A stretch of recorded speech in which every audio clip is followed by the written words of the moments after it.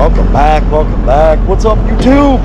Alright, got a nice little fall quick job here. Been out here for probably about 2 hours hauling materials. Gonna do this quick little driveway. We're gonna run it up to the shed there, all the way back to the dumpster. Get out of here. This is how you bust out. Charge $3,500 for this, and we've been at it for about 3 hours. We got about $350 in materials. Not a bad day. One man job. Let's go.